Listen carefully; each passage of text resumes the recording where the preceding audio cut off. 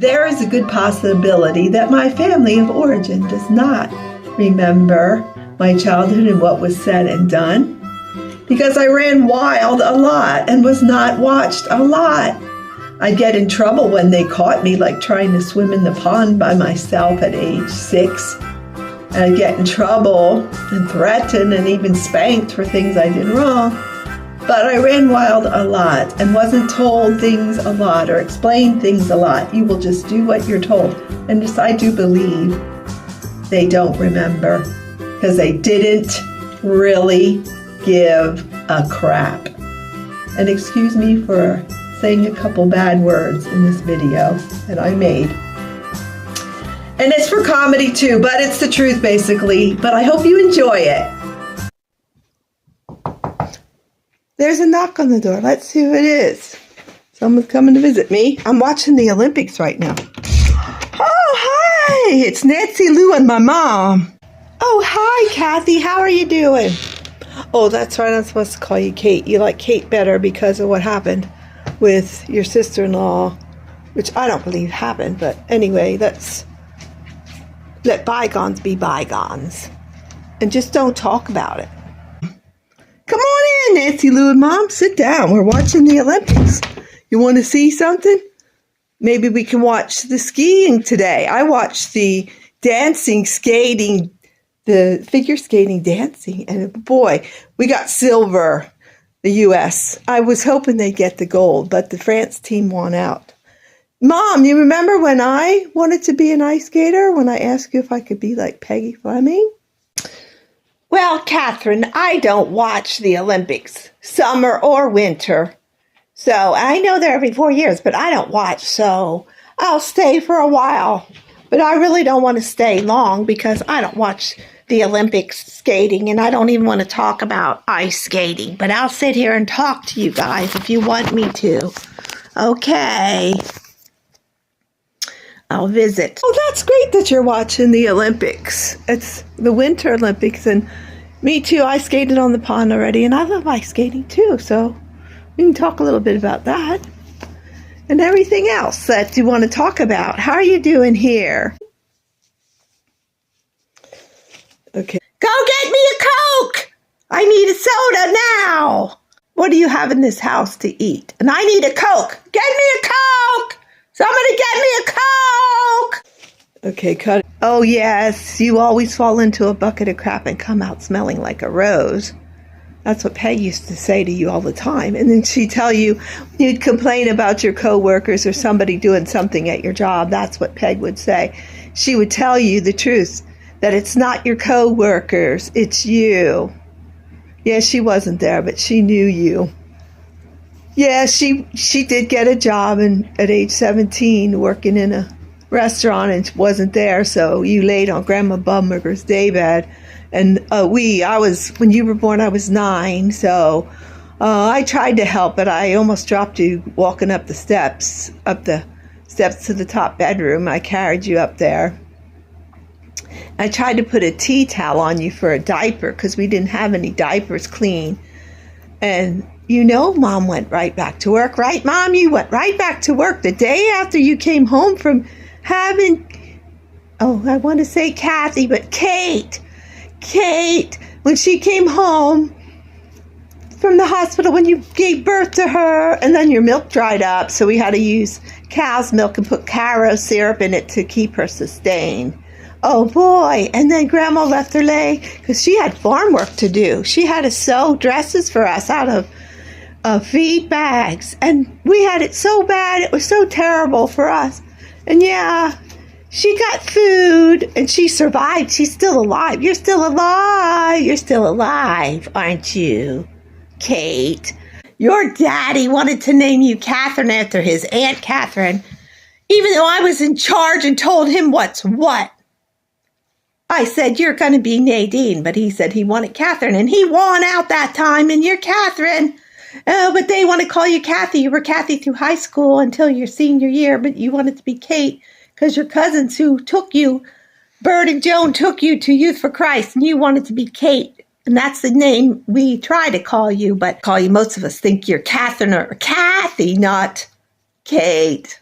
But you're Kate now. Yeah, and you have to be the bigger person. You have to be the bigger person. And you are made of better stuff than that. It worked, so I said it all the time. And yeah, you're the wrong one. You're bad. We didn't have to tell you nothing, and you were to be seen and not heard. Go get me a Coke! I need a soda now! Yeah, what about Bonton when we went shopping at Christmas? And you forced me to sit on that old man's lap when I cried so hard and didn't want to sit on his lap. But you forced me and said, you will sit on his lap because he's Santa Claus and he will bring you a gift. So I was terrified because you said he came down the chimney. And I'd go in the bathroom where the chimney door was up to the attic and I'd be scared out of my mind. But that didn't seem to matter. I just had to be like everybody else, no matter what. At the Bonton, then I walked out when you guys were shopping so diligently. I guess each kid thought they were watching me, and I just, like I say so much, I just fell through the cracks, I guess. And I'm guessing because I can't think for you, but mostly it looks like you didn't give a damn about me.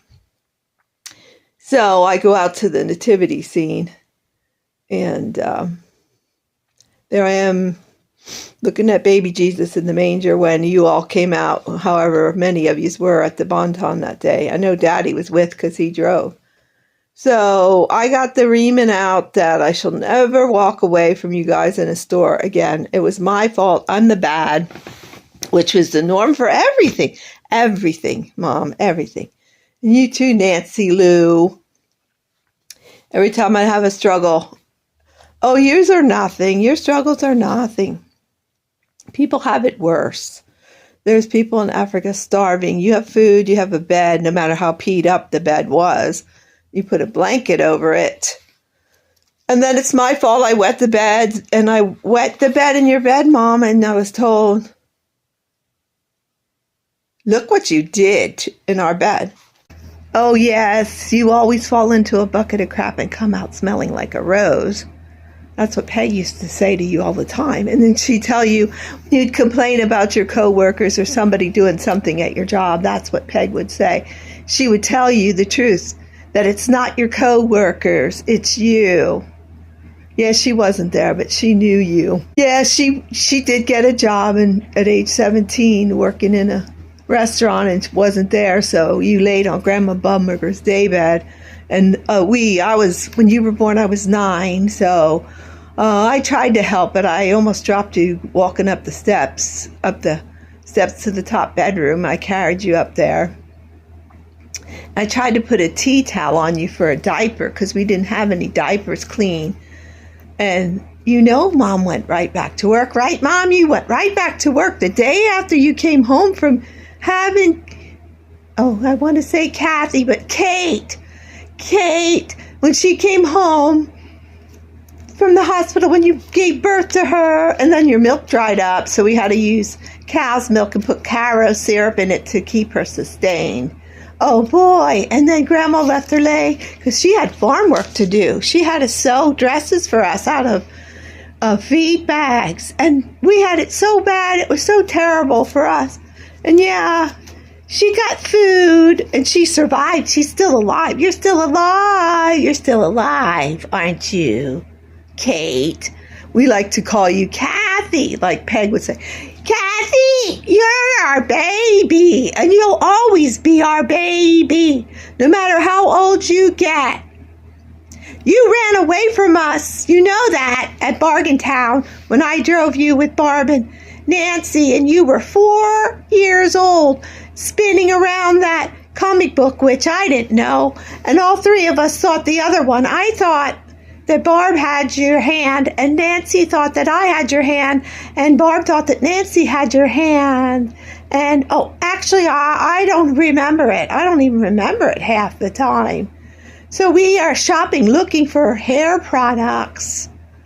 And, yes, see my beautiful hair? See, I needed hair products. And that was so important when I was 13. Of course, it would be. My self-esteem's low, too. So who cares about your self-worth? At age 4, you ran away from us. You ran away from us. You ran away from us. You said you were just walking home, but that's not true. You just left us. Even though a nice lady, supposedly, which I don't know if this is true either, your story, because you don't tell the truth, you lie. You said some nice red-haired lady picked you up in a blue car and her husband was probably driving, you didn't know if it was her husband. And then you were halfway home down in the gully there where that green house was. Then you got up to the Camp Meeting Woods and you said our cousin Frank's name, which his nickname was Butch, and you said Butch. And they turned in there, and then Aunt Alma called Grandma. And what did Grandma do? She did the right thing, bringing you back to the store.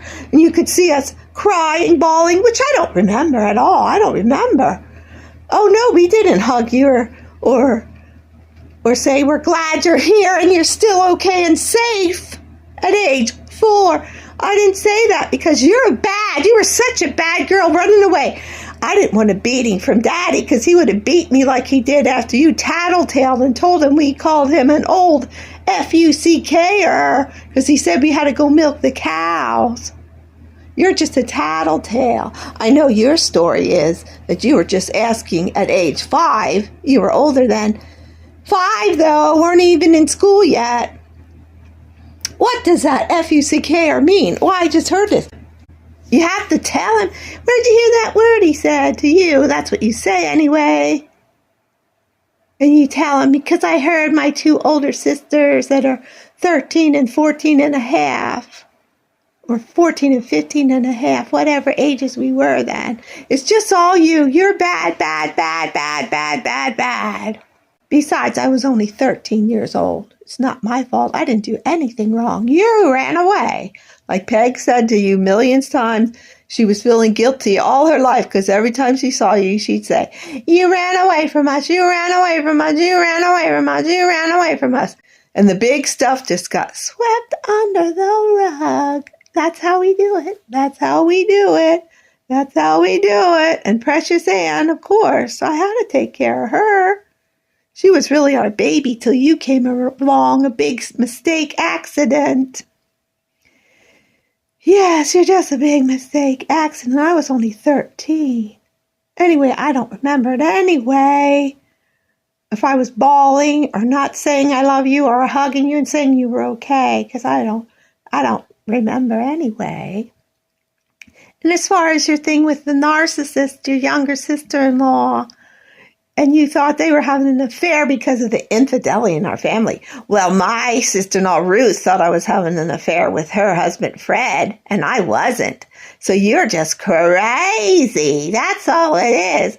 And you stole the name Arlie when I think that our precious Annie should have named Julie Arlie. And yeah, I remember Annie saying that she almost had to quit babysitting to me because your child wouldn't stop crying. Angie wouldn't stop crying, and her husband was on night shift. But she didn't tell you that she almost had to quit until you're in your late 30s. What does it matter if you know or not? Because you're nobody, nothing. Do you know that? You're nothing. You're nobody. You're nothing. You're nobody. Oh, and I side with Annie, too. When you gave her those pictures after you lost the baby before the wedding because you got pregnant before you got married. And she took the wrong picture. And when you ask her, why did you pick the picture that you didn't want? She said, I like that one better. It wasn't I made a mistake. She couldn't even lie then. She said, I like that one better. So I did what I want to do because you are nothing. That's what we believed. You are nothing. We do what we want. You never talk back or say anything. Even when we had the weight loss meeting. Hope, health, obedience, prayer, and exercise. And I came in and said, what's wrong with Thelma and Kate? And you were sitting only 20 feet away from me. And what did you say? You said nothing. Because you thought, like Mom used to say, she said it all the time, you're to be seen and not heard. And that's what you did all of your life until now, after being abused by a narcissist who did things that you told her for months that would make you think your husband was having an affair because of all the affairs you had to live through and see. But it's just you, Kate. I'll call you Kate, even though Peg always said, you're Kathy, our baby. sister, and you'll always be that. Mom's right too. You're wrong. You're always wrong. And the last thing I want to say to you, Kate, is that I wasn't even there when Annie was caught in the bathroom. I don't know what was said with Mom and Barb and the other people that were in that backyard when they left you standing alone. And like they say, don't shoot the messenger, but bang, we shot you. We left you standing back there. You had to go to the bathroom real bad, so you ended up at Grandma Bumberger's going to the bathroom. No one talked to you. No one came back to see if you were okay. But I don't believe you. You're a liar. You make stuff up. You know, I don't know all the technical terms for what you have, but you're crazy. Don't you know? You're just crazy. Yes, I'm telling you what you are. I'm telling you what your life was. We had low self-worth too, all of us. So your self-worth situation means nothing to us because we all had it exactly the same. We were raised exactly the same. But then when you caught Dale and Annie in the bathroom necking, they were necking all over their faces. But no, I'm sure you probably told that to Mom and Barb, but they were told it was just a little kiss. Nothing really happened. Nothing really happened. Even though you say, and you're a liar, that you would ask Annie if you could go along when she's getting all dressed up to take her purple Studebaker, or however you say that car. And you say, oh, where are you going? Can I go along? Because I'm 14, you're 16. I should go with you. Oh, and Annie would say, oh, no, you're not going with me. I'm going with my friends. So your life means nothing to me, how it is when I do wrong things.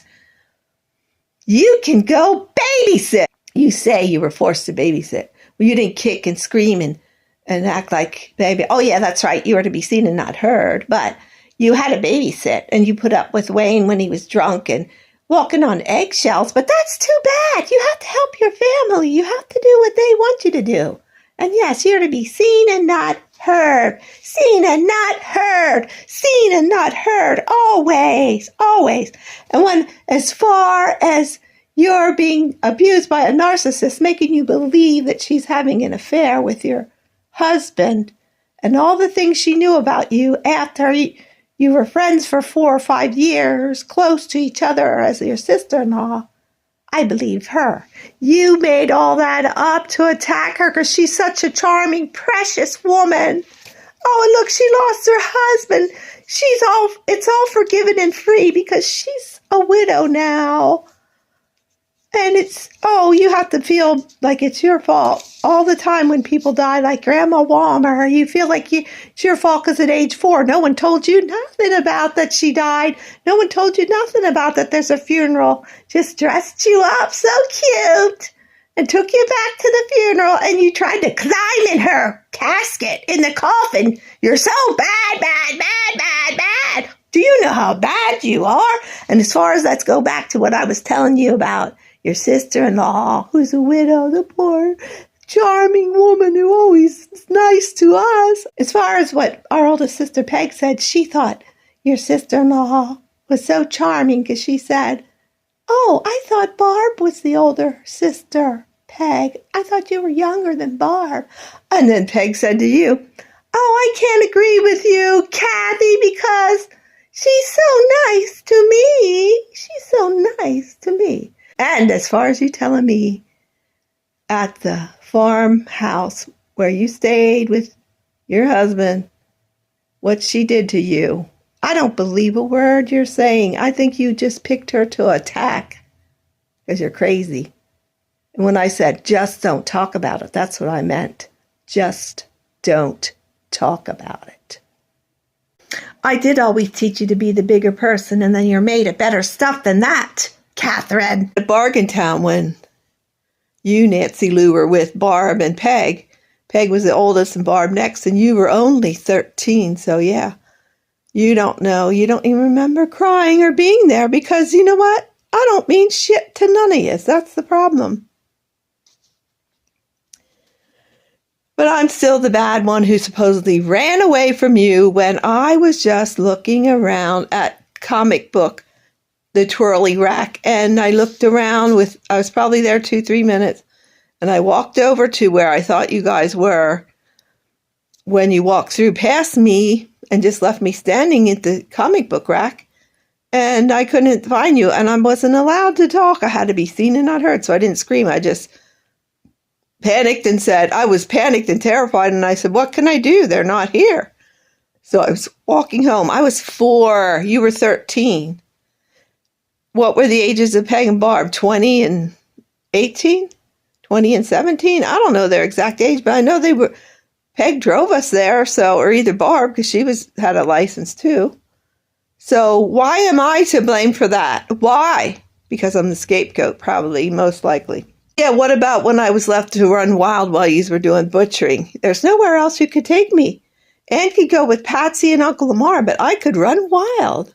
I even ate gum that I found under that old cherry tree, and I came down to the fence where they were doing pigs that day and saw them shoot a pig and then put him in the hot water and take those scrapers and scrape it. And then later that day, I had to watch chickens being chained up by their feet and then chop a head and then flopping around. And I'm just running wild all over the place. Nobody was watching me that day. Do I remember that? Yeah, oh no, I don't remember. I just made all this up. That's what you think. And then when I found my cat down at the fire pit, down at the fire burn pile is what you called it, Mom, the burn pile. I found Mikey down there, my cat. I went to pet him and he was hard like a rock. I was about 10 years old then.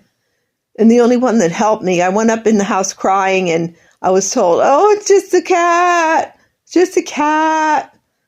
And who helped me to bury him? Thelma did. And when you would say, what's wrong with Thelma, Kate? I don't want to ever hear that again from any of you. And that time I did pee in your bed, Mom. I peed in your bed, and all I got was, look what you did. You'll never sleep with us in our bed again. Not any compassion. Not any trying to help me stop wet to bed at age 10. Just, you did this. You did that. You're bad. You're the one. You're bad. Do this, do that, go down. Here, take this rat down to the burn pile. Here, I need vegetables. Yeah, you were tired from working. You were getting older because you were 40 when you had me. But still, it's my fault that I got like this. And then to go down in that scary basement down under the house with stone and the lights in the middle of the room where the freezer is. Go get me vegetables. Now! I was terrified to go down in the dark. I was afraid of the dark, but every child has to be just the same and do the dishes. Why aren't these dishes done? What is it? You should have these dishes done. And then when I was jumping in Gail's crib, Daddy caught us. I was the one in there with the other 3, Donna and Kenny. I don't know if Suze was with us. She was the little angel, the oldest grandchild. So I don't think she was jumping with us. She was the Halo Queen who did everything right. Yeah, she thinks her self-esteem is low, her self-worth is low because her mom didn't want her. But my mom did, and she got everything from her. And yes, you were, Mom, you were. You were her mom and not mine. I was pushed aside. So Daddy caught us. You know, he did. You weren't there. You weren't even around. None of yous two. And he beat the crap out of me for jumping in a crib? What? Material things were worth more than a human flesh body? Whoa, that hurts so bad. I was 7 when the 4 moved in. 7 when 4 children moved in. I loved those kids. Well, Donna, Kenny, and Gail, but Sue was the spoiled, always right baby. When we'd argue in the car, her dad, Ken, my oldest brother, who is 19 years older than me, would say, I'm going to drop you off at the El Parado. Terrified. That was the scariest corner in the city of Lebanon. And then I was always the bad one.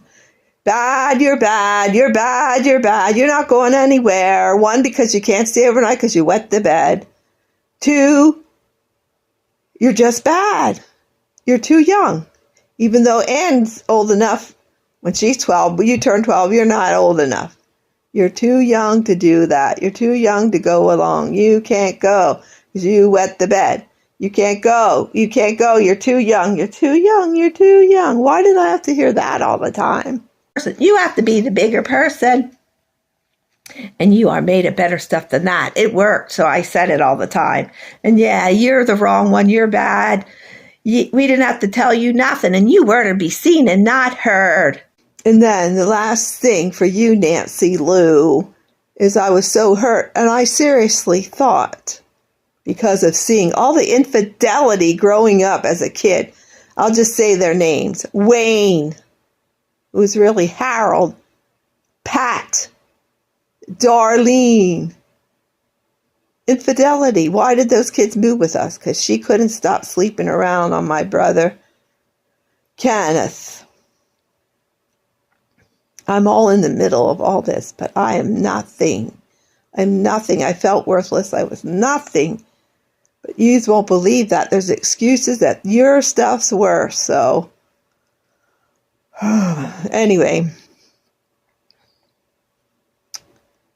I want you to leave my house and never come back again. Don't send me a Christmas card. If you send one to my husband, just put his name on the card. Don't send me a message about Merry Christmas or Happy Birthday. I want nothing from any of you. Nothing from the two living sisters. The coddled one and the one who thinks she knows everything. I want nothing from either of you. Nothing. So leave my house, please, and never come back.